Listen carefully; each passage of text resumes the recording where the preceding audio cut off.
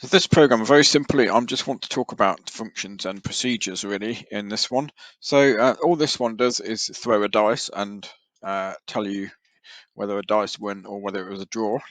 That dice is doing very well at the moment. Now we've got a win for this dice, so it does tell me it works. So the way that we've done this, obviously the first thing we've done is to import random, because you need to do that random library to get random numbers.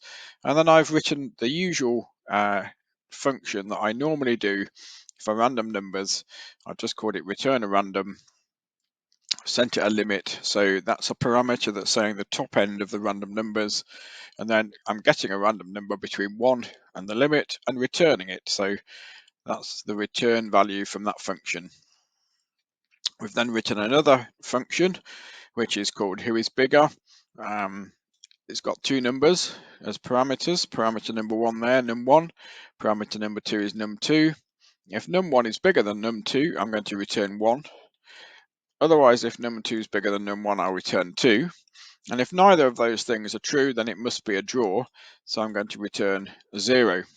And then down to the last bit of the code that actually runs the program. You can see I'm just running main from here. It's the only bit of code here that's running on the left hand side of the bottom. So it's going to run this main procedure, and this is where we're getting our random number. So this dice equals return a random 6. So that goes up to here, gets a random number, and the return value that was this random here gets put into this dice. So then we run the same code. That dice gets, again, return a random, and we're using the same bit of code, and this time this random gets placed into that dice, and so we've got two dice with two random numbers between 1 and 6. So this is one of the fundamental reasons for using functions, is that I can use that function over and over again just by calling it like this, using that line of code.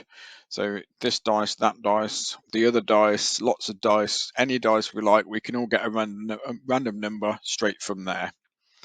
So then the next thing is winner equals who is bigger, and who is bigger is up here. So I'm going to send this dice and that dice. So they're the two random numbers we've just got. So this dice becomes num1 up here, and that dice becomes num2 up here. And that's because this is the second position in the parameters that I'm sending, and it's the second position in the parameters that I'm receiving.